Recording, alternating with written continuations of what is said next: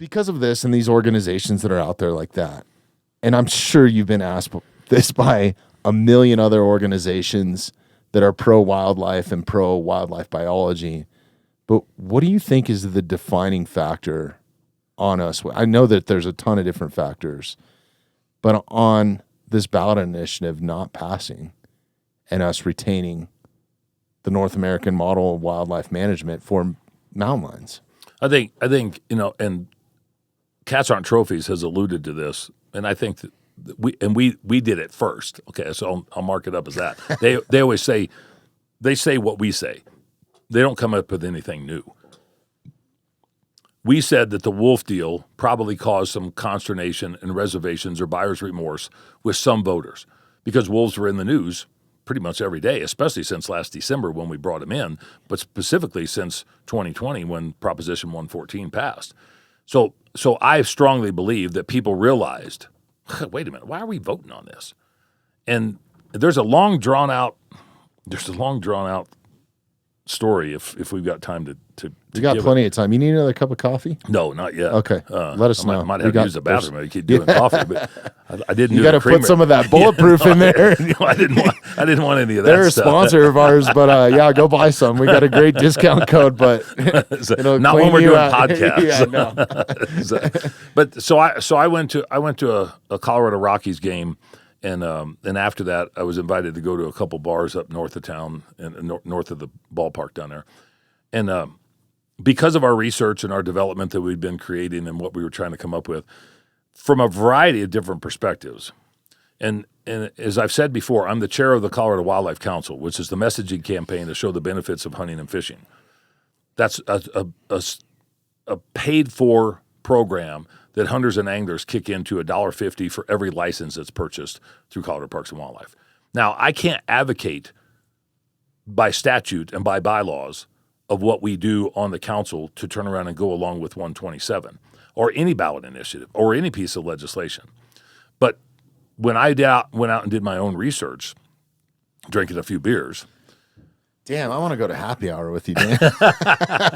We got to start doing our podcast at night, 9 o'clock in the morning, dude. Kidding. All right. But I started asking some women, and of course I looked like the old bearded pervert walking around with a bear claw. I'm like, can I talk to you and ask you some questions? And the first group of women that I hit said, if it has the politics, we don't know. I don't want to have it. And I said, I'm buying drinks. Oh, okay. Well, we're not drinking beer. We're drinking mixed drinks. I said, I don't care. Well, my conversation went from 5 young women to 25 young women. And I've memorized these statistics because I was taking notes on my little napkin, and I was trying not to act like the old bearded pervert that just came in here to talk to these beautiful girls. And they were all between 21 and 28 years old.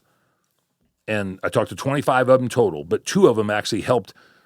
They were good wing girls because once I got done with the first 5, then I said, well, I need to go talk to some other girls. And they said, well, we'll go with you. This sounds kind of fun. It was actually pretty cool. Yeah. And it was on a Saturday night. So you had tons of women that were coming into these bars, and they weren't looking. There was girls' night out. There were gaggles of them, and I don't know where they came from, but they were appealing enough in presentation that you felt like you needed to talk to them because I knew that they looked like what we were claiming as part of our target audience. And so 21 of the 25 between 21 and 28 years old were registered to vote. The other ones were not. And so I didn't concentrate on those. It's not like I kicked them to the curb, but their statistics didn't matter because they weren't. So this wasn't based on looks then. Well, sorry, I'm throwing jokes in there. Initially Keep going. Initially it was. Yeah. And since we're on this podcast, I can give some humor into this. So when I said I want to ask some questions, the one little gal, she says I'm shaved. Oh my goodness! Well, it just caught me off guard, and I was like, "Oh, immediately what do I blush say and, now?" And start to sweat. And I said, "Well, that kind of caught me off guard." And she said, "But you're wondering, aren't you?" And I'm like, "Where am I at? Who am I?" Yeah. So I'm trying to move through the minutia of this. So glad I'm out of the pool, dude. Yeah. That's all I got to say. and so she was actually one of the gals that helped me get with the other gals to because I spent $246 that night on drinks for these women. Right. But my little napkins started getting full, And 19 of the 21 that were registered to vote all alluded to the fact that they were going. This was the 29th of September. They all said they were voting for Harris. 19 of the 21 said they were voting for Harris. And I thought, my survey just went out the window. And 2 of them said they were undecided. Nobody said Trump. Now this is downtown Denver, in the core unit that we were really trying to concentrate on, in the city and county where the fur ban and the slaughterhouse ban was going to be voted on by not you and I, but those individual women. 16 of the 21 told me that they would vote no on 127. Really? They would vote no on 127. And the reason being is because as soon as you incorporated the fur hat, the fishing lure, and the Native American stuff, they said, don't screw with any of that. That's fearful to me about looking forward to where if the antis came back and said, we're just going to talk about fur. Yeah, should we edit this part out? Yeah. They're going to figure this shit out anyway. Yeah. Hopefully they've turned it off by now. But if you look at the system of who is there, you're screwing with me. My ability to eat, my ability to fish, my ability to wear a cowboy hat, my ability to turn around and go to the powwow or the Native American craft show or the Indian market. You're taking that out. Or to take my favorite purse out. Yeah, exactly.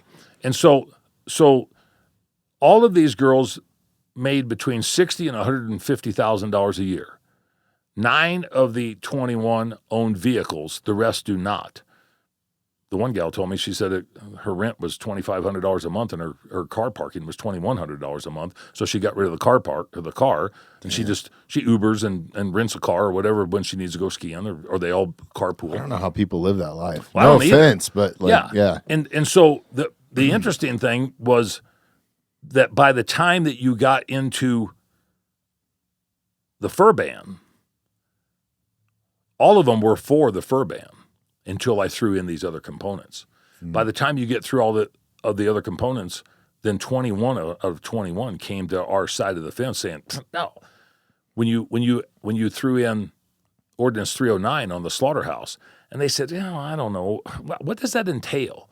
And I said, well, who here eats lamb chops? Well, like 18 of the 21 girls preferred lamb over beef or other things, and there must be some diet that they all adhere to, or that's more reasonable to that age bracket. But when I said Papados and Elway's and Shanahan's and the Buckhorn Exchange and all this fancy restaurants where you go get lamb, that they wouldn't be able to get lamb anymore because they would turn around and ban this, they just kind of looked like, why are they screwing with our food? And I said, exactly.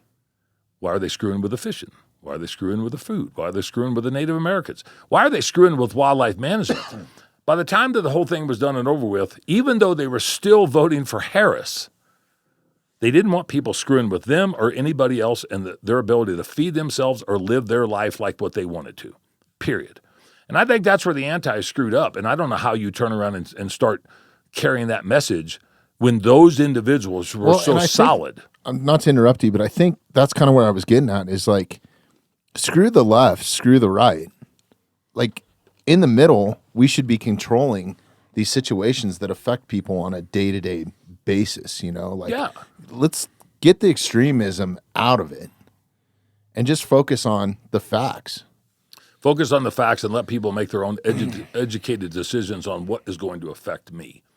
The girls who were in the medical profession, 2 of them were in surgical robotics.